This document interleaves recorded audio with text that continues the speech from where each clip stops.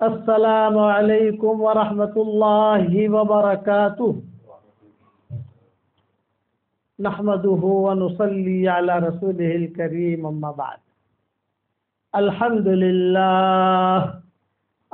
لله نحمده ونستعينه ونستغفره ونؤمن به ونتوكل عليه ونعوذ بالله من شرور أنفسنا ومن سيئات أعمالنا ونعوذ بالله من شرور أنفسنا ومن سيئات أعمالنا من يهده الله فلا مضل له ومن يضلله فلا هادي له ونشهد أن لا إله إلا الله وحده لا شريك له ونشهد أن سيدنا ومولانا محمدا عبده ورسوله صلى الله عليه وعلى آله وأصحابه وبارك وسلم تسليما كثيرا كثيرا أما بعد فأعوذ بالله من الشيطان الرجيم بسم الله الرحمن الرحيم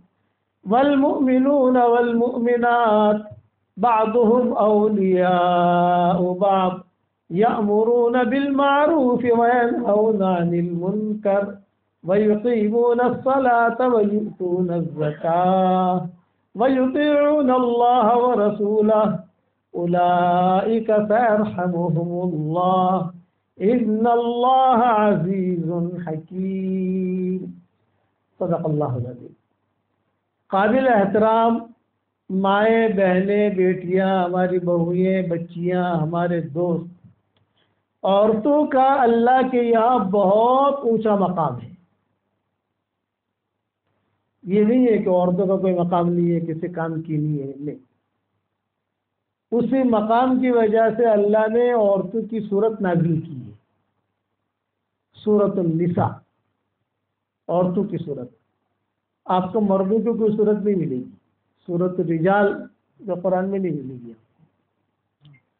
عورتوں کا مقام اتنا کہ اللہ نے ان کا اتنا خیال رکھا کہ ان کا نام کا تذکرہ نام قرآن میں نہیں لیا، صرف ایک عورت کا نام لیا ہے. قصے عورتوں کو بہت ملیں گے، امرأۃ فرعون، امرأۃ لوط، امرأۃ سب، لیکن نام صرف ایک عورت کا لیا، حضرت مریم کا، وہ بھی ان کے خاص قصے کی وجہ سے لیا. ورنہ قصے بہت، صحابیات کے قصے بہت ملیں گے آپ کو. یا ایھا النبی قل لازواجک ان کنتن تردن الحیاۃ الدنیا وزینتہا، یہ سب امہات المؤمنین کے سلسلے میں آیتیں نازل ہوئی ہیں، لیکن نام کسی کا نہیں لیں گے. اور عورتوں نے بہت کام کیا ہے. آج ہماری مائیں، بہنیں، بیٹیاں، بہوئیں سمجھے کہ ہم کچھ نہیں کر سکتی. نہیں، میرے والد صاحب رحمۃ اللہ علیہ فرماتے تھے کہ عورت اپنے گھر میں بیٹھے بیٹھے امریکہ کی نمازوں کا ثواب لے سکتی ہے. گھر میں بیٹھے بیٹھے تو آسٹریلیا کی نمازوں کا ثواب لے سکتی ہے. اور وہ کیسے لے سکتی ہے؟ نیت سے لے سکتی ہے. پھر روزانہ ہم 5 حجوں کا ثواب لے سکتے ہیں. صحیح حدیث میں آتا ہے 5 نفلی حج کا ثواب مرد اور عورتیں لے سکتی ہیں روزانہ. کیسے؟ کہ آدمی گھر سے نکلے اور فرض نماز کی نیت سے نکلے تو ایک حج کا ثواب ملتا ہے. یہ صحیح حدیثوں میں آتا ہے. اب ہمارے یہاں عورتوں تو مسجد میں جاتی نہیں ہے، تو ان کو کیسے ملے گا؟ ان کو ان کی نیت پر ملے گا. دوسرا کہ وہ اپنے بچوں کو بھیجے گی، اس پر ملے گا. اس لیے ہماری شریعت میں کئی کام ایسے ہیں جو عورتوں کی وجہ سے اللہ نے حل کیے. عورتیں ذریعہ بنی، مرد ذریعہ نہیں بنے. حالانکہ مرد بڑے بڑے موجود تھے، ابو بکر ہے، عمر ہے، ان سے بڑے کون ہو سکتے ہیں، لیکن وہ مسئلہ ان سے حل نہیں ہوا اور اللہ نے ان سے حل بھی نہیں کروایا. ذریعہ بنایا عورتوں کو. یہ رمضان کا جو عمرہ ہوتا ہے، آپ سمجھو کتنی بھیڑ ہوتی ہے رمضان کے عمرے میں. اب تو حج سے بھی زیادہ بھیڑ ہونے لگی رمضان کے عمرے میں. یہ حج کی بھیڑ تو معروف تھی، لیکن اب تو حج سے بھی زیادہ بھیڑ ہونے لگی. ہم تو وہی رہتے ہیں، اس میں ہمیں پتہ ہے کہ پہلے سے جو ہے ہمیں ساری تیاریاں کرنی پڑتی ہے، حرم شریف جانے کی، جگہ پکڑنے کی، ساتھیوں کو بھیجنا پڑتا ہے، یہ پڑتا ہے۔ یہ رمضان کا عمرہ ہماری شریعت میں کوئی جانتا ہی نہیں تھا، کسی کو پتہ نہیں رمضان کا عمرہ کیا ہے، لیکن ذریعہ کون بنی؟ یہ عورتیں بنی۔ نہ ابو بکر جانتے تھے، نہ عمر جانتے تھے، کوئی نہیں جانتا تھا، حضور صلی اللہ علیہ وسلم بھی نہیں جانتے تھے، جو حضور نے رمضان کا عمرہ کیا ہی نہیں۔ حضور نے 4 یا 6 عمرے کیے ہیں، سارے کے سارے ذی قعدہ میں کیے۔ آپ کے 4 یا 6 جو بھی عمرے ہوئے ہیں وہ ہوئے ہیں، لیکن سارے کے سارے ذی قعدہ ہیں۔ اسی لیے ہمارے یہاں جب ذی قعدہ کا چاند شروع ہوتا ہے تو سب لوگ عمرہ کے لیے بھاگتے ہیں۔ کیوں؟ کہ یہ بڑی سنت ہے حضور کی۔ مدینہ منورہ حجاز میں جب ذی قعدہ کا چاند ہوتا ہے تو سب بھاگتے ہیں، پھر حضور نے عمرے کیے۔ حضور نے کسی مہینے میں عمرہ نہیں کیا، صرف ذی قعدہ میں کیا۔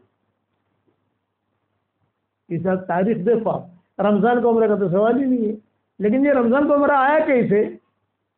آپ صلی اللہ علیہ وسلم نے اعلان کیا مدینہ منورہ میں کہ وہ ہمارا حج کا ارادہ ہے، اور یہ آپ کا آخری حج تھا، حجۃ الوداع جسے کہتے ہیں۔ آپ نے اعلان کیا کہ ہم حج کرنے والے ہیں، اب ہمارے ساتھ جو بھی چلنا چاہے وہ چلے، اختیار دے دیا سب کو۔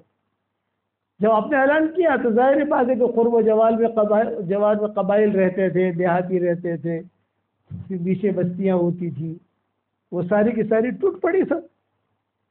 حضور کے ساتھ حج ہوگا، حضور کے ساتھ حج ہوگا، حضور کے ساتھ حج ہوگا، اور ہر ایک نے اپنی اپنی ٹولیاں بنا لی، جماعت۔ ہمارے بھی جماعت بنتی ہے نا، اجتماعات میں جاتے ہیں جماعت بنا لیتے ہیں، کبھی یہی جماعت جو ہے فلاں جگہ ٹھہرے گی، یہ لوگ اپنا کھانا پکائیں گے، یہ لوگ اپنے کھانے کا انتظام کریں گے۔ وہی ترتیب تھی حضور صلی اللہ علیہ وسلم کے زمانے میں۔ وہ امہات المومنین کی بھی جماعت بن گئی۔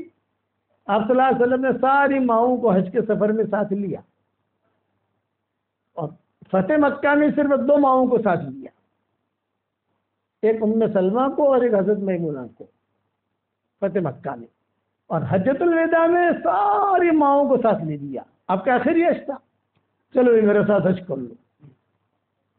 میں رمضان کی عورتوں کی فضیلت بتا رہا ہوں۔ میرے والد صاحب رحمۃ اللہ علیہ بہت اہتمام سے اور بہت یعنی خوش الحانی میں کہتے تھے، عورت اگر بن گئی تو دنیا کا نظام بنا، اور اگر عورت بگڑ گئی تو دنیا کا نظام بگڑا۔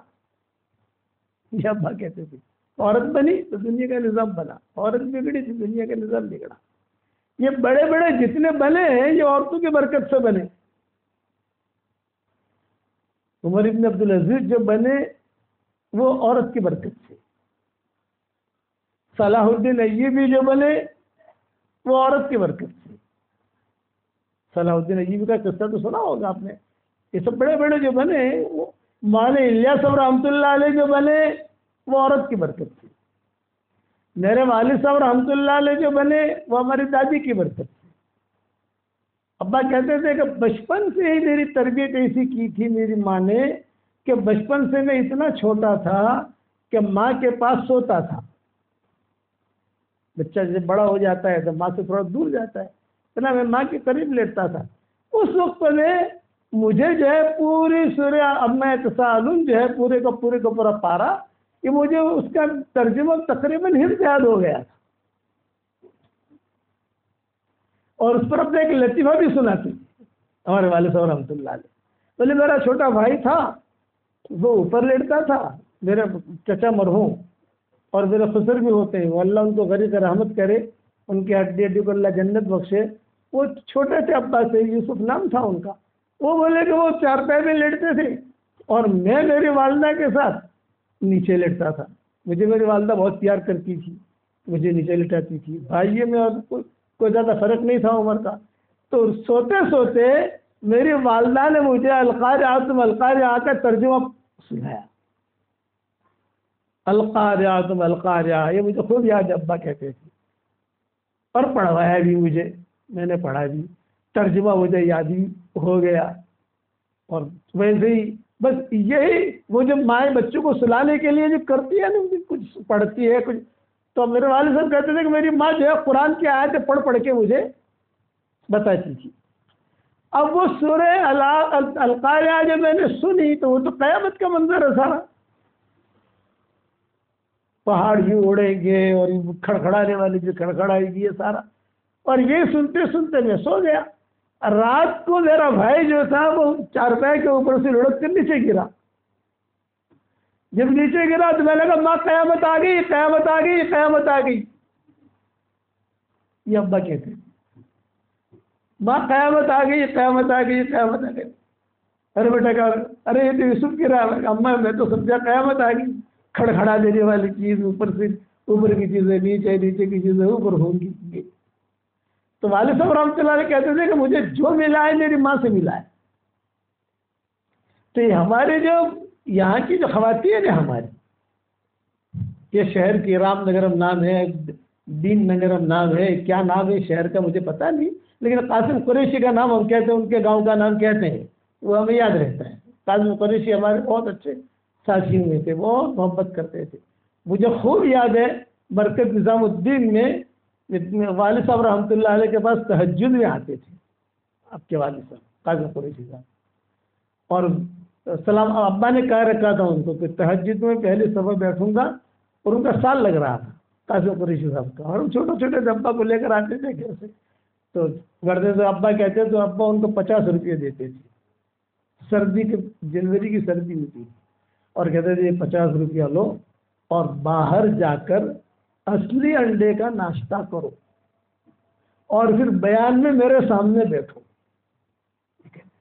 میرے سامنے بیٹھنا، جو پیسہ بچ جائے مجھے لا کر واپس دو. ابھی اذان ہوئی نہیں ہے، تہجد کا وقت ہے، ابا ان کو بھیج دیتے تھے. تو وہ جاتا، اور اصلی انڈے کا کرنا ناشتہ، وہاں 200 روپئے انڈے ملتے تھے، اصلی انڈا تھوڑا مہنگا ہوتا تھا.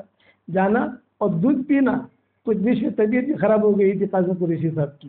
یہ قاسم قریشی اور مولوی چراغ الدین راجستھان کے جو ہے، وہ ان دونوں کے ساتھ ابا معاملہ کرتے تھے. پھر وہ آتے تھے 10 روپیہ کبھی واپس لائے، کبھی 5 روپیہ واپس لائے. ابا رکھ لیتے تھے، کہتے تھے کہ تمہارا ناشتہ ہو گیا، تمہارا آرام بھی ہو گیا، اب میرے پیچھے آگے پیچھے کی نماز پڑھ لو. میں جب بیان کے لیے بیٹھوں تو بھیڑ بہت ہے مرکز میں، اس زمانے بھیڑ بہت ہوتی تھی، بھیڑ بہت ہے. تم جو ہے کسی بھی طریقے سے میرے سامنے بیٹھنا، تم میرے سامنے بیٹھتے ہو تو مجھے اچھا لگتا ہے. جیسے طاہر کیسے بیٹھے ہیں سامنے، سامنے بٹھاتے تھے، سامنے بیٹھنا اور میرا بیان لکھنا. یہ پرانی یادیں ہیں.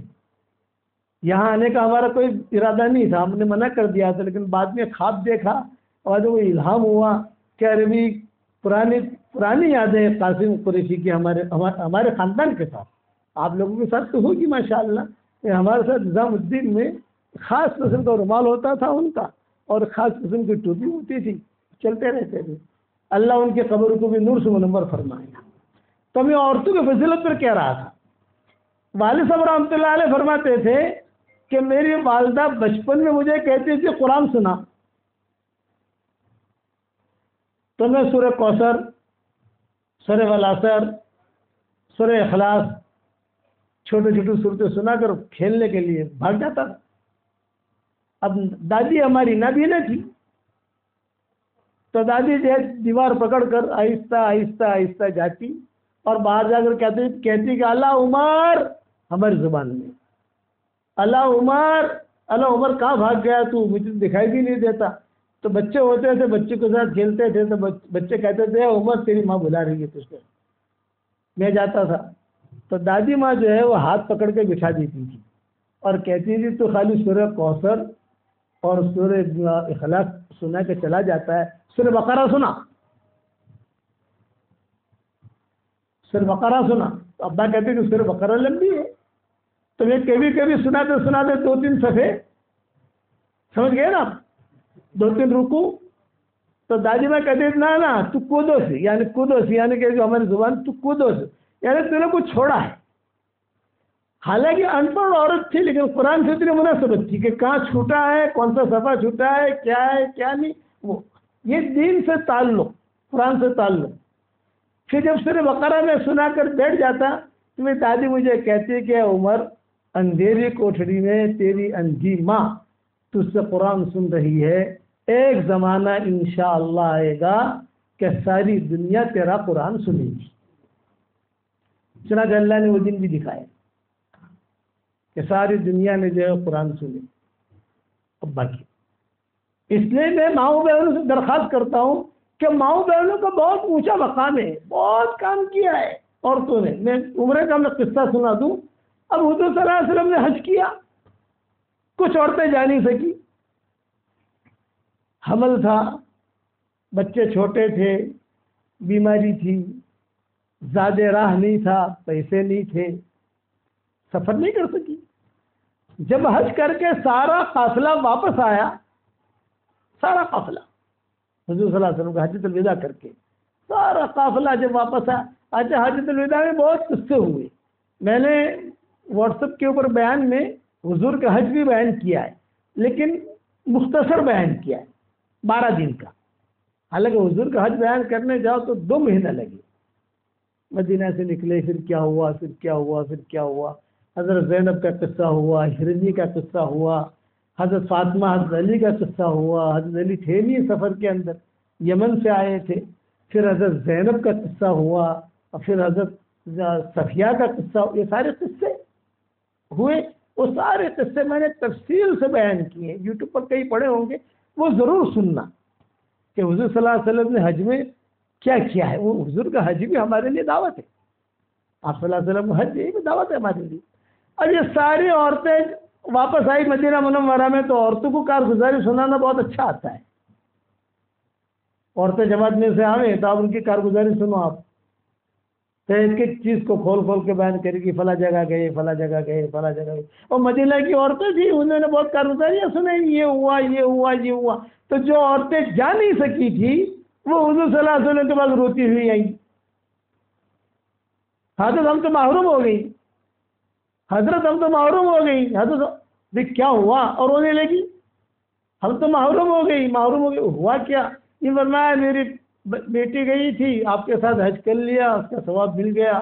میری بھانجی گئی تھی, میری بہو گئی تھی, میری چچی گئی تھی, ماں گئی تھی, میں جا نہیں سکی, میں تو محروم ہو گئی. یہ تو آپ کا آخری حج تھا, اب تک ملے گا نہیں. آپ نے کہا خاموش رہو, رو مت. میرے دنیا سے جانے کے بعد رمضان میں عمرہ کر لینا, میرے ساتھ حج کرنے کے برابر اللہ تمہیں ثواب دے گا. یہ عورتیں ذریعہ بن گئی, اور کتنا بڑا ذریعہ بنی.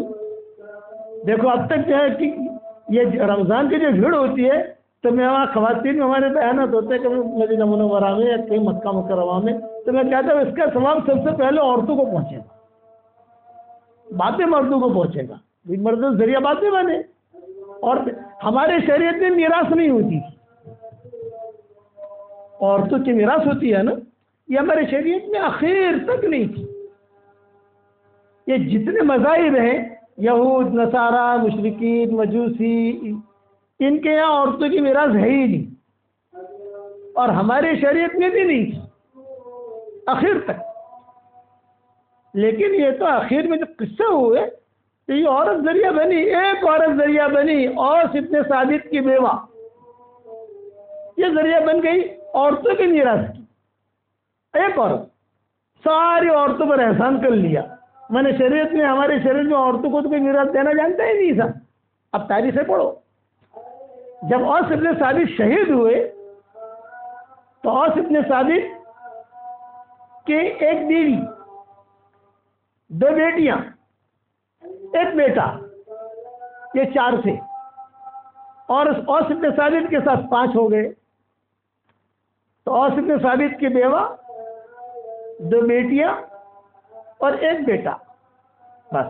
یہ تو اوس ابن ثابت کے بھائی آئے, بھابھی کے پاس.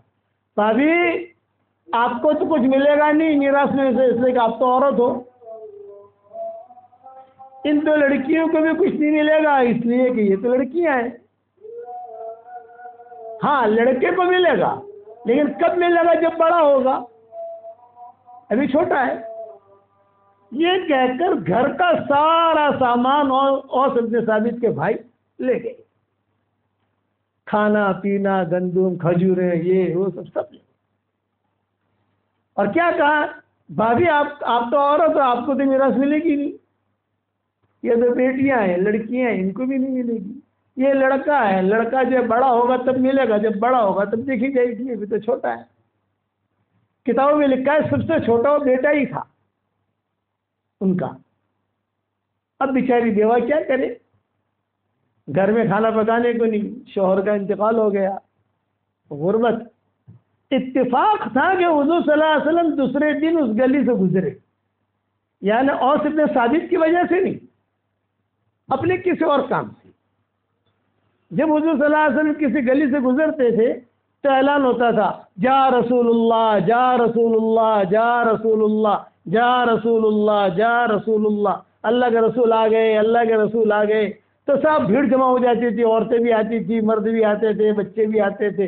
اوس ابن ثابت کی بیوہ نے سنا حضور میرے گھر کے سامنے سے گزر رہے ہیں، تو اوس ابن ثابت کی بیوہ جو ہے، اپنے 3 بچے تھے نا، 1 لڑکا 2 لڑکی، ان کو تو کپڑا وپڑا اچھے پہنا کر، منہ ٹھیک ٹھاک کر کے پردے کے باہر بٹھا دیا اور خود پردے کے پیچھے کھڑی ہو گئی۔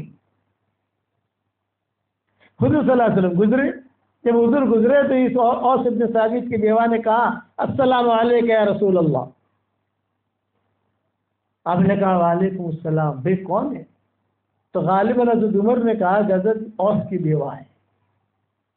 سب کو معلوم تھا مدینہ منورہ میں کہ اوس شہید ہوئے ہیں، سب کو معلوم تھا کہ اچھا تو کچھ کہو گی؟ آپ نے پوچھا کچھ کہنا چاہتی ہو؟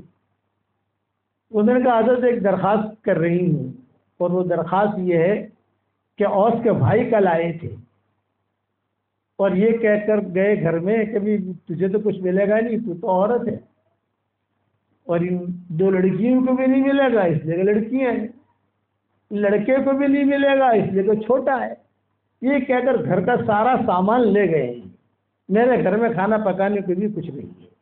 تو یہ صرف اتنی درخواست ہے کہ آپ اوس کے بھائیوں کو بلائیے اور ان سے اتنا کہیے کہ بھی جب تم سب کچھ تم لے گئے ہو تو 2 بیٹیاں بھی لے جاؤ، ان کو پالو پوسو، بڑا کرو، شادی کراؤ، اب رہو، اور میں رہوں گی، میرا بیٹا رہے گا، ہم دونوں ہماری زندگی گزار لیں گے۔ یہ درخواست رکھی۔ آپ نے فرمایا نہیں۔ آپ نے جب یہ جملہ سنا کہ اوس کے بھائیوں کو بلاؤ اور اتنی درخواست کرو کہ بیٹیاں لے جائیں اور میرے گھر میں کھانے کو کچھ نہیں ہے، اس پر حضور رو دیے، ایسے روئے کہ آپ کی آواز نکلنے لگی، آواز کتابوں میں لکھا ہے۔ صحابہ نے دیکھا پتہ نہیں عورت نے کیا کہہ دیا۔ حضور نے صحابہ سے کہا کہ دیکھ تو نے جو سوال کیا ہے میں اس کا جواب نہیں دیتا، میں اس کے جوابوں کا آسمانوں سے انتظار کرتا ہوں، اللہ کیا جواب دیتا ہے۔ اس وقت انہیں کو عورتوں کی میراث نہیں تھی۔ یہ کہہ کر حضور فرجع رسول اللہ صلی اللہ علیہ وسلم، حضور صلی اللہ علیہ وسلم آگے جانا تھا کسی کام سے، حضور واپس ہو گئے۔ دل ہی تو ہے نہ سنگ و خشت، درد سے بھر کیوں نہ آئے کیوں، دل ہی تو ہے نہ سنگ و خشت، درد سے بھر نہ آئے کیوں، روئیں گے ہم 1000 بار کوئی ہمیں رلائے کیوں۔ ایک امتی کا یہ حال دیکھا، ایک امتی عورت کا یہ حال دیکھا تو آپ برداشت نہیں کر سکے، واپس ہو گئے۔ ابھی مسجد نبی پہنچے بھی نہیں تھے کہ میراث کی آیتیں نازل ہو گئی۔ میراث کی آیتیں پوری کی پوری نازل ہوئی۔ جب آیتیں پوری نازل ہوئی تو آپ نے فرمایا بلاؤ اوس کی بیوہ کو۔ حضور صلی اللہ علیہ وسلم نے یہ آیتیں پڑھ کے سنائی، تیری وجہ سے اللہ نے میری امت کی جتنی عورتیں ہیں ان کا مسئلہ اللہ نے حل کر دیا۔ یہ عورت ذریعہ بندی، حساب کتاب کر کے اللہ نے بھیجا، ماں کو اتنا، بیوی کو اتنا، بیٹے کو اتنا، بیٹی کو اتنا، بھائی کو اتنا، اس کا اتنا حساب کتاب کیا ہے کہ کسی احکامات کا اتنا حساب کتاب نہیں کیا جتنا میراث کا کیا۔ معلوم ہے، اللہ کو معلوم ہے کہ سب سے زیادہ ڈنڈیاں جو ماریں گے وہ میراث سے ماریں گے، اس لیے میراث ادا کرو، اسے ڈنڈیاں مت مارو۔ میراث ادا کرنے کے اندر ہم نے عربوں کو دیکھا ہے۔ بقی میں کسی سیٹ کا انتقال ہوتا ہے تو سارے چوپڑے لے کر آ جاتے ہیں ان کے بیٹے، بقی دفن کرنے سے پہلے کہتے ہیں یہ میرے باپ کی پراپرٹی، یعنی بڑی بڑی فیکٹریاں، ہماری طرح دکان نہیں، دکان 1 پلاٹ 2 پلاٹ نہیں، بڑی بڑی فیکٹریاں. وہ کہتے ہیں قاضی بھی ساتھ ہوتا ہے، بقی قاضی بھی ساتھ آتا ہے صحیح سکے لے کر، اور کہتا ہے کہ یہ دیکھو باپ مر گیا، میری اتنی بہنیں ہیں، اتنی یہ ہے، اتنا یہ اس کا، یہ اس کا. اسی جگہ حساب کتاب کر کے وہ جو چوپڑے ہوتے ہیں نا کاغذات، وہ سب دیے جاتے ہیں، پھر دفن کرتے ہیں. اتنا اہتمام ہمارے یہاں نہیں ہے. ہمارے یہاں کاغذ پر حساب کتاب کرتے ہیں اور کہتے ہیں 50 سال کے بعد دوں گا. ارے 50 سال کے بعد دے گا تب تو مر جائے گی وہ. یہ میراث نہیں. صدیق اکبر کا جب موت کا وقت قریب آیا، حضرت عائشہ قریب میں بیٹھی ہوئی رو رہی تھی، اشعار پڑھ رہی تھی. تو صدیق اکبر نے آنکھیں کھولی اور یہ کہا بیٹا کیوں رو رہی ہو؟ یہ کہا ابا آپ کی جدائی پہ رو رہی ہوں. یہ کہا بیٹا جدا تو ہونا ہے. ابا ایک مسئلہ پوچھنا ہے. حضرت عائشہ نے صدیق اکبر کی مرض الوفات میں میراث کا مسئلہ پوچھا ہے. حدیثوں میں آتا ہے. میں بیٹا پوچھو. یہ کہا کہ ابو ہمیں پیسوں کی ضرورت ہے، آپ کا انتقال ہو جائے، حساب کتاب کیسے کریں، اس لیے کہ ہماری ماں جو ہے وہ بھی حمل سے ہے. تو صدیق اکبر نے کہا ہاں ہاں ہاں ہاں سنو سنو سنو. یہ صدیق اکبر اپنا آخری فتویٰ انتقال سے پہلے دے رہے ہیں کہ بھائی تمہیں پیسوں کی ضرورت ہو تو آن اکاؤنٹ لے لینا، آن اکاؤنٹ، لیکن حساب کتاب مت کرنا. جب بچہ پیدا ہو جائے اس کو بھی شامل کرنا. پھر حضرت عائشہ نے پوچھا لڑکے کے اعتبار سے حصہ کریں یا لڑکی کے اعتبار سے کریں؟ آپ نے فرمایا انتظار کرنا. جب بچہ پیدا ہو جائے، لڑکا ہو تو لڑکے کے اعتبار سے کرو، لڑکی ہو تو لڑکی کے اعتبار سے کرو. یہ آخری فتویٰ ہے صدیق اکبر کا. اس لیے یہ میراث کی بات میرا مستقل بیان ہے، تو اس کے اوپر حدیثوں کے حوالوں کے ساتھ سب سے درخواست کرتا ہوں کہ میراث میراث میراث یہ اللہ کے احکامات، یہ حکم ہے. قیامت کی علامتوں میں سے یہ ہے کہ میراث کے علم اٹھایا جائے گا. اچھوں کو میراث کے علم کا پتہ نہیں ہوگا کس کو کیا مل رہا ہے. میں عورتوں کے فضیلت کو سنا رہا تھا، تو یہ عورتوں کے ذریعے سے اللہ نے بڑے کام لیے. مسجد نبوی میں ممبر نہیں ہوتا تھا. امام صاحب جمعہ کے دن بیان کرتے ہیں نا، یہ مسجد نبوی میں نہیں ہوتا تھا. آخر تک حضور صلی اللہ علیہ وسلم کھجور کے درخت سے ٹیک لگا کر بیان کرتے تھے.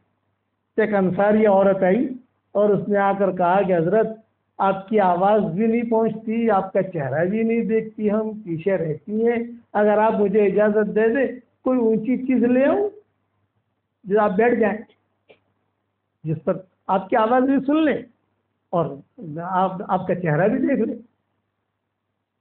آپ نے کوئی خاص جواب نہیں دیا. تو جتنے بھی قرب و جوار میں صحابہ تھے یہ ناراض ہو گئے. نے کہا بڑے بڑے لوگ موجود ہیں، وہی کا دروازہ کھلا ہوا ہے، ایک خاتون آ کر مشورہ دے رہی ہے،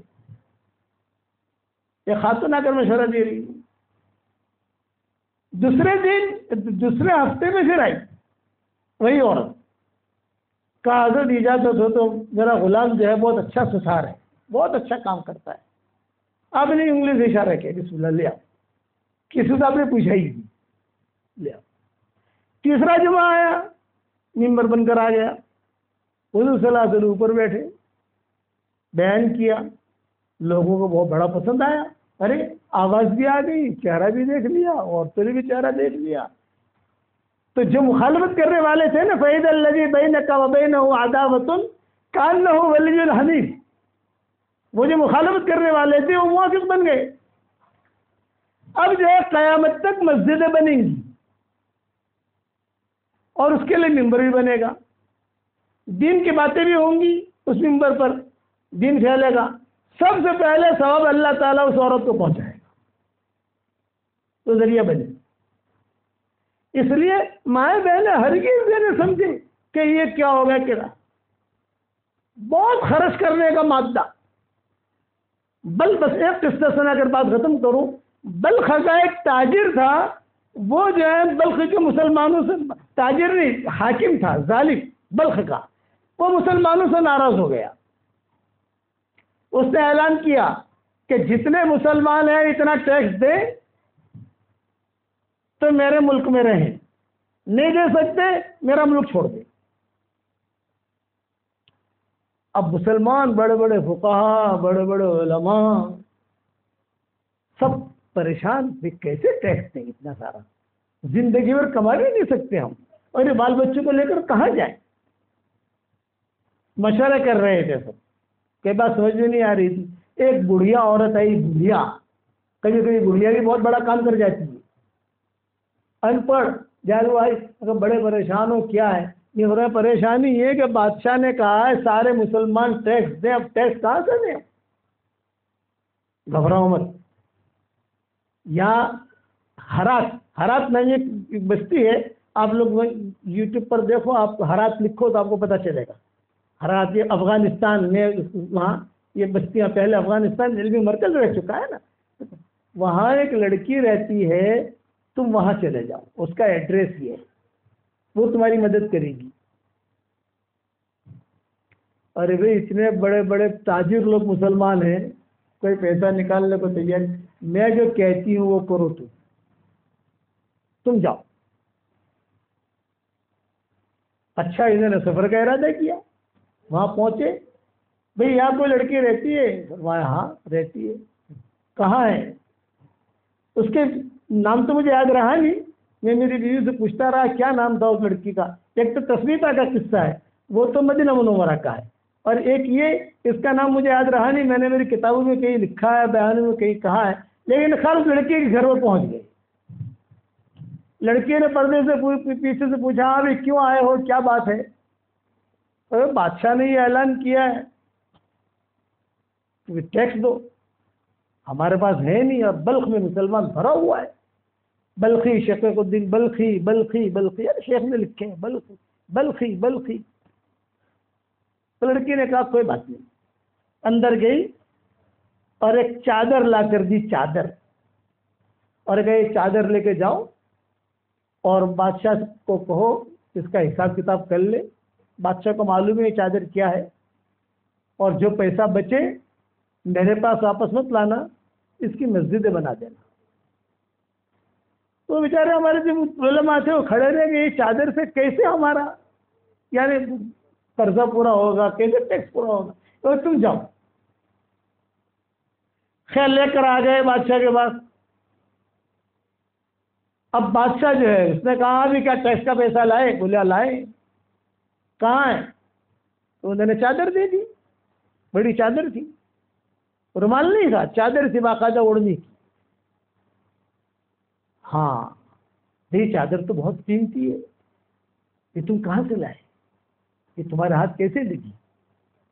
تو انہوں نے کہا کہ فلاں فلاں جگہ گئے تھے، ہم پریشان تھے، تو اس نے یہ دیا اور کہا کہ بھی تم بادشاہ کو ٹیکس دے دو، تمہارا ٹیکس بھی ادا ہو جائے گا، پھر بھی پیسے بچیں گے، تو پیسے سے مسجدیں بنا دینا، مسجدیں ہیں، مسافر خانے ہیں، وہ بنا دینا۔ بادشاہ نے کہا کون سی لڑکی ہو؟ بتایا فلاں فلاں جگہ۔ تو بادشاہ نے کہا اچھا، ایک لڑکی جب اتنی خیر خیرات کر سکتی ہے تو میں تو بادشاہ ہوں، میں نہیں کر سکتا، جاؤ سارا ٹیکس معاف، سارا ٹیکس معاف کر دیا۔ اب یہ اللہ والے لوگ تھے، ہیرا پھیری والے تو تھے نہیں، دیندار تھے۔ امت کو اور اسلام کو جو نقصان پہنچا ہے بے دین دینداروں سے پہنچا ہے، ظاہر میں ہو لیا دینداری کا اور اندر بے دینی بھری ہوئی ہے، اس سے امت کو نقصان پہنچا ہے۔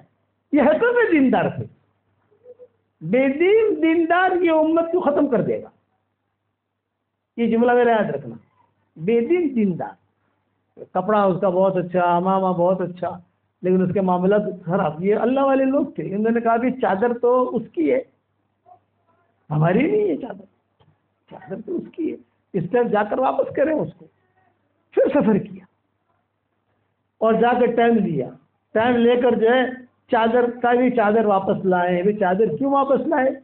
کیونکہ بادشاہ نے معاف کر دیا ٹیکس۔ تو اس لڑکی نے کہا دیکھو ایک تو خرچ کرنے کا مادہ کتنا، ایک دوسرا لڑکی جواب کیا دے رہی ہے، محلن محلن محلن، یہ چادر میرے گھر میں مت لانا، یہ چادر تم لے جاؤ، اس لیے کہ جس چادر پر غیر محرم کی نظر پڑی ہے وہ چادر میں گھر میں نہیں رکھ سکتی۔ غیر محرم کی نظر پڑی اس پر، میرے گھر میں نہیں رہتے، یہ چادر کو تم جو ہے مساجد بناؤ، یہ بناؤ، وہ کرو، جو کرنا ہے کرو۔ چنانچہ وہی چادر بیچ کر افغانستان میں کئی مسجدیں بنائی گئی، اس کا نام ہی رکھا گیا چادر والی مسجد، سمجھ گئے؟ چادر والی مسجد 1، چادر والی مسجد نمبر 2، چادر والی مسجد نمبر 3، بڑی بڑی مسجدیں بنی، یہ بنی، سب سے آخر میں ایک بہت زبردست جامع مسجد بنائی، بہت زبردست، کہ پورا شہر اس میں آ جائے، عالی شان۔ تو جو بادشاہ تھا اس سے کہا گیا کہ بھی اتنی بڑی مسجد بنائی ہے تو اس کا امام بھی ایسا ہونا چاہیے۔ کہاں سے لا ایسا امام؟ بڑی مسجد بڑی ہو اور مقتدی بہت ہوں اور علماء ہوں تو امام کیسا ہونا چاہیے؟ انہی کے شان کا ہونا چاہیے۔ تو لوگوں نے رائے دی کہ بھی دیکھو امام راضی ہے، اس وقت امام راضی تفسیر راضی جس نے لکھی ہے کہ وہ زندہ تھے، وہ بھی اسی علاقے کے، وہ زندہ ہیں، ان سے جا کر درخواست کرو وہ آ جائیں یہاں۔ خیر بادشاہ نے سفر کیا اور سفر کر کے وہاں پہنچا۔ امام راضی رحمۃ اللہ علیہ کا ان کا معمول یہ تھا، تفسیر راضی لکھتے تھے اور روزانہ اسے بیان کرتے تھے۔ جب وہ بیان کرتے تھے تو پورا شہر میں سناٹا ہوتا تھا، دکانیں بند، کوئی دکھے گا نہیں، سب ان کی مسجدیں ملیں گی۔ بادشاہ جب داخل ہوا اپنی فوج کے ساتھ تو دیکھا کہ بھی شہر میں سناٹا ہے، بولے تفسیر ہو رہی ہے شیخ کی۔ بادشاہ پیچھے جا کے بیٹھ گیا۔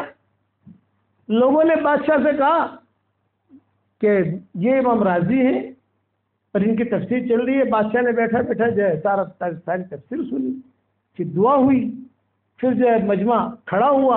اب مجمع کھڑا ہو کر دکانیں کھولتا تھا، کپڑے کی دکان کھل رہی ہے، عطر کی دکان کھل رہی ہے، جوتے کی دکان کھل رہی ہے۔ امام راضی کو کہا بادشاہ سلامت آئے ہیں۔ اچھا بادشاہ میرے درس میں؟ جی آپ کے درس میں بادشاہ سلامت آئے۔ تو امام راضی کھڑے ہو گئے، بادشاہ ہے، اکرم و کریم کل قوم، بادشاہ بھی آیا، بیٹھا، ملاقات ہوئی، یہ ہوا یہ۔ تو امام راضی نے پوچھا کہ بادشاہ سلامت یہاں آنا کیسے ہوا آپ کا؟ بولے بھی میں اس لیے آیا ہوں کہ میں نے ایک بہت بڑی مسجد بنائی ہے ہرات میں۔ آپ دیکھ رہے ہیں ہرات، ہمارے بیانات وہاں بہت ہوئے ہیں، جب بیان کرتے ہیں وہاں تو پوری مسجد بھر جاتی ہے۔ یہ آپ کا جو مرکز ہے اس سے کئی گنا بڑی مسجد ہے ہرات جائے مسجد۔ آپ دیکھو گے تو کئی کھمبے ملیں گے آپ کو، اور اگر دھیان سے دیکھو گے تو کئی میں بیٹھا ہوا بھی ملوں گا بیان کرتے ہوئے۔ بہت بڑی مسجد، ہم آئے ہیں یہاں کہ آپ کو وہاں کا امام بنا دیں۔ امام راضی نے کہا نہیں، میں میرے غریب خانے میں ٹھیک ہوئی ہوں، یا میرے لوگ ہیں، میرے شاگرد ہیں سب، میں نہیں آتا، آپ کوئی اور امام لے لو۔ بہت امام تھے تو کہا کوئی شاگرد دے دو۔ بولے میرے پاس کوئی ایسا شاگرد ہی نہیں ہے جس پر میں اعتماد کروں، آپ خود ڈھونڈ لو۔ خیر بادشاہ جو ہے وہ اس زمانے کے اعتبار سے جو گیسٹ ہاؤس تھا یا جو مسافر خانہ تھا وہاں ٹھہرا۔ تو یہ خادم ہوتے ہیں نا، خادم، اس کو پتا ہوتا ہے کہ امام صاحب کا مزاج کیسا ہے۔ تو امام راضی کے خادم رات کو پہنچ گئے اور کہا بادشاہ سلامت امام صاحب کو لے جانا ہے ہرات وہاں؟ بولے لے جانا ہے۔ بولے بالکل مانیں گے نہیں، ایک بات کہو گے تو مانیں گے وہ۔ ارے بتاؤ کیا؟ کہ وہاں جا کر صرف اتنا کہو کہ بادشاہ امام صاحب وہاں میں نے مسجد بنائی ہے لیکن قبلے میں اختلاف ہو رہا ہے، کچھ لوگ کہتے ہیں قبلہ یوں ہے، کچھ لوگ کہتے ہیں قبلہ یوں ہے، کچھ لوگ کہتے ہیں قبلہ یوں ہے۔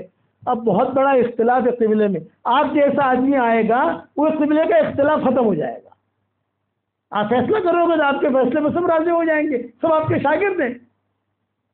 ہاں دوسرے دن بادشاہ جو ہے امام صاحب کی تفسیر میں آ گیا، آگے ہی بیٹھا، امام صاحب نے تفسیر کی، پھر کہا کہ بادشاہ صاحب امام صاحب ہمارے یہاں اصل مسجد بنائی ہے لیکن قبلے میں اختلاف ہے۔ امام صاحب نے کہا ہو مسلمانوں میں اختلاف تھے تو بہت بڑی لعنت کی چیز ہے، یہ تو مناسب نہیں۔ تو بادشاہ سلامت میں آپ کو لے جانا بادشاہ سلامت نے کہا امام صاحب میں لے جانا چاہتا ہوں تاکہ یہ اختلاف ختم ہو. آپ جیسا آدمی آئے گا سارے آپ کے شاگرد ہیں متفق ہو جائیں گے, آپ پڑھو گے مان لیں گے وہ لوگ. ہاں بھی تو سوچنا پڑے گا. امام صاحب نے کہا کل جواب دوں گا. اب کل پھر سے بادشاہ آیا. ہاں امام صاحب نے کہا میں آؤں گا لیکن ایک شرط کے ساتھ, میرے شاگردوں کو لے کے آؤں گا. رستے میں سبق پڑھاتے پڑھاتے جاؤں گا اور وہاں بھی سبق پڑھاؤں گا. جب تمہارا مسئلہ حل ہو جائے گا تو واپسی میں بھی سبق پڑھاتے پڑھاتے آؤں گا تاکہ سبق کا نقصان نہ ہو. ابھی میں کار میں بیٹھا ابھی کشمیر سے میسج آیا بھی جو ہے مدرسے والے سب تیار ہیں اور آپ تاریخ دو صرف ہمیں, تاکہ ہم جو ہے سوچتے ہیں کہ طلبا کو فائدہ ہو کہ ان کا درس کا نقصان بھی نہ ہو اور آپ کے بیان سے فائدہ بھی اٹھائیں. مدرسے بہت ہے نا وہاں. تو ابھی رستے میں بیٹھے آ رہا تھا یہاں بیان کے لیے. میں نے ان سے کہا ابھی مشغول ہوں میں, بدھ کے دن آ کر مجھ سے ملو آپ, تو پروگرام طے کرتے ہیں انشاءاللہ. تو امام صاحب نے یہ کہا کہ میں آؤں گا لیکن اس شرط کے ساتھ. بادشاہ خوش ہو گیا. تو امام صاحب نے اپنے شاگردوں کو لیا. ہر امام کا اپنے شاگرد ہوتے ہیں. امام ابو حنیفہ کے 50 شاگرد تھے. پہلے نمبر پر امام ابو یوسف تھی اور 19ویں نمبر پر عبداللہ ابن مبارک تھی. ان کا 19واں نمبر تھا. تو یہ بادشاہ یہ امام صاحب تفسیر راضی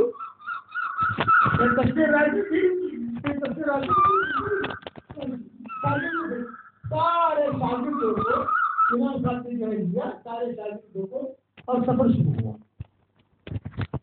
کتابوں میں لکھا ہے کہ 1 مہینہ 1.5 مہینہ 3 مہینے لمبا سفر ہے. وہ پہنچے وہاں, پورا شہر استقبال میں آیا. حضرت آئے.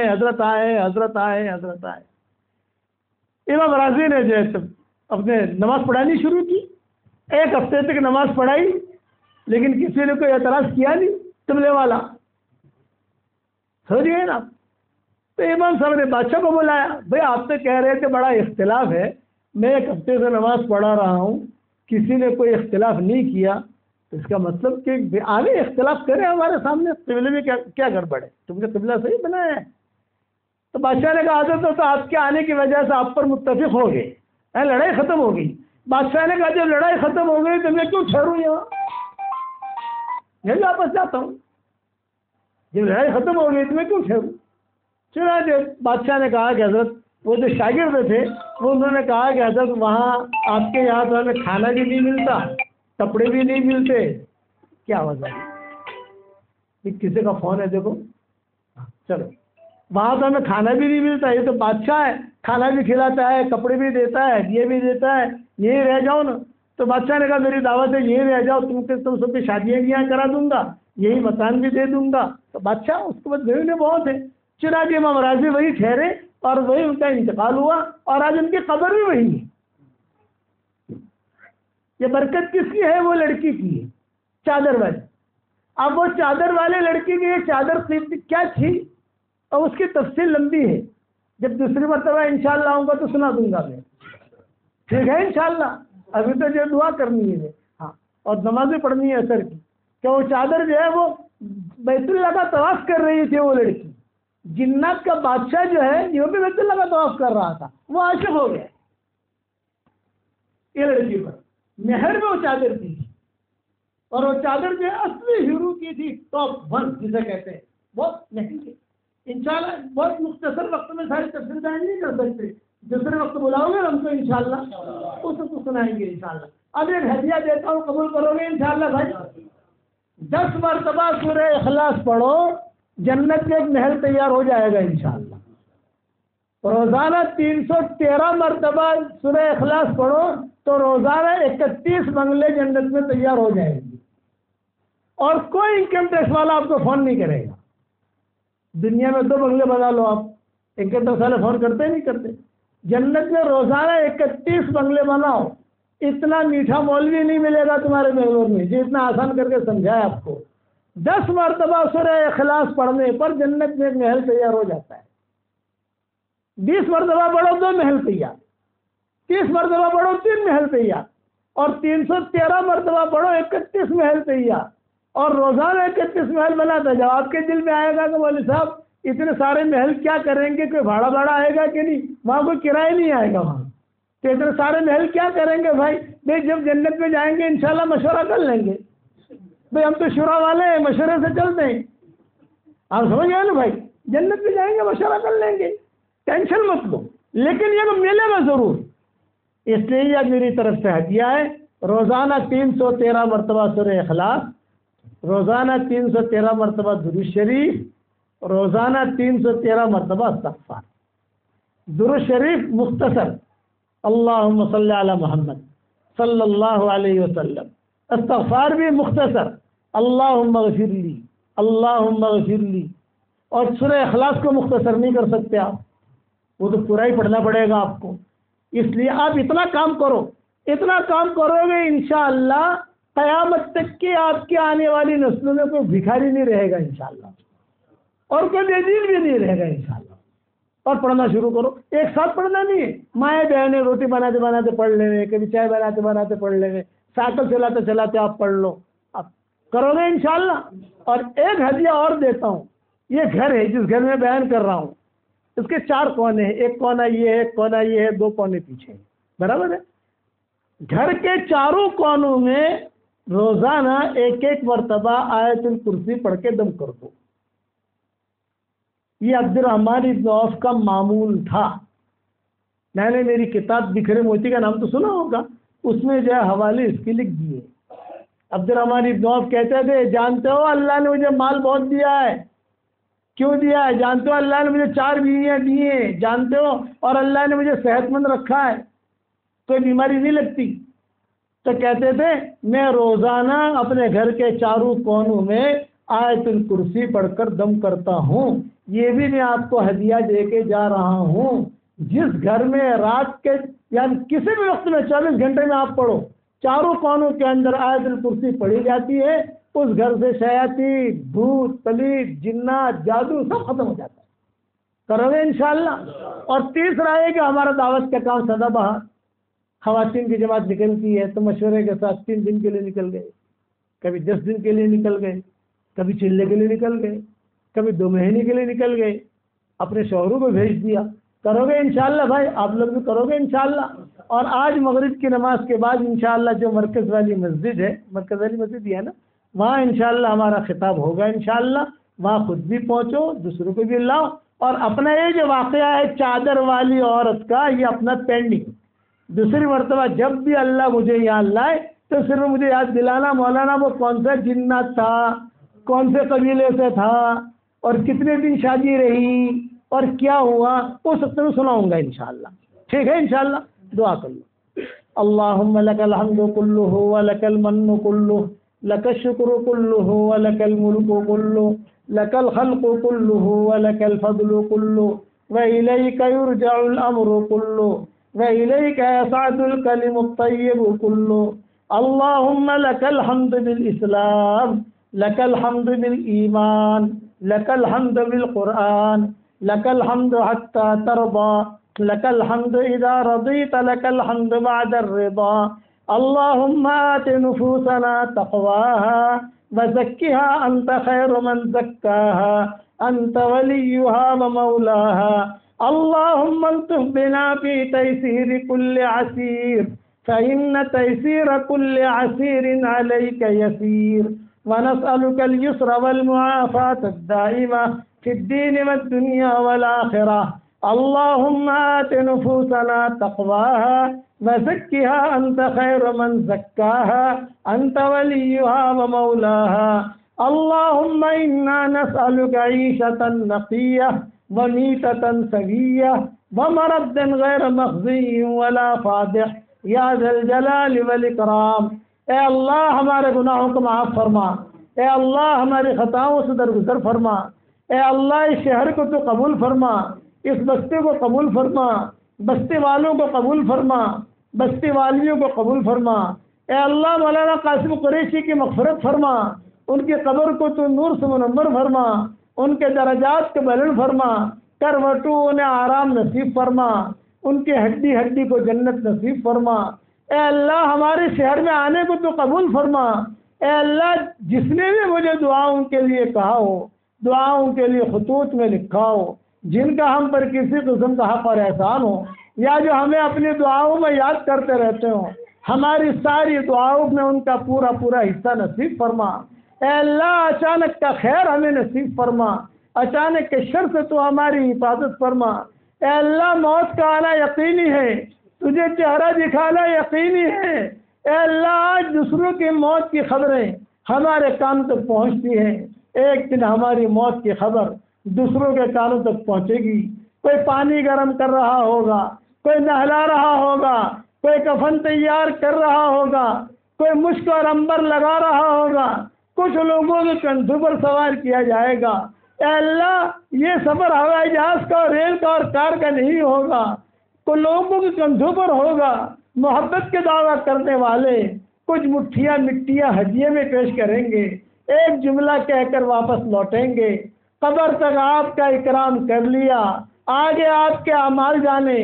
قبر تک آپ کا ساتھ دے دیا، آگے آپ کے اعمال جانے۔ اے اللہ تو اس وقت میں ہمارا معین اور مددگار بن جا، ہمارا معین اور مددگار بن جا۔ اے اللہ جس کرم سے آپ نے ہمیں اس گھر میں یا اس علاقے میں جمع کیا ہے، تیرے اسی کرم سے جنت الفردوس میں، تیرے نبی کے پڑوس میں، ہماری قیامت تک کی آنے والی نسلوں کے ساتھ تو ہم سب کو جمع فرما دے۔ اے اللہ میری تشکیل پر جو روزانہ 313 مرتبہ سورہ اخلاص پڑھے، 313 مرتبہ درود شریف پڑھے، 313 مرتبہ استغفار پڑھے، اے اللہ اس کی ساری دعاؤں کو قبول فرما اور اس کی پریشانیوں کو دور فرما۔ اے اللہ جس کے لڑکے اور لڑکیاں شادی کے لائق ہو، غیر شادی شدہ ہوں، بہترین جوڑوں کا انتظام فرما۔ جو بھی اولاد ہو نیک صالح اولاد انہیں نصیب فرما۔ جن کے اولاد طے مگر نافرمان ہیں، ان کے نافرمان اولاد کو فرما بردار بنا دے، ان کے نافرمان اولاد کو فرما بردار بنا دے، اور اپنے فضل و کرم سے ہماری ساری دعاؤں کو قبول فرما۔ جو مانگا وہ بھی عطا فرما، مانگنے سے رہ گیا وہ بھی عطا فرما، اور اپنے فضل و کرم سے ہماری دعاؤں کو قبول فرما۔ صلی اللہ تعالی علی خیر خلق محمد برحمتک یا ارحم الراحمین۔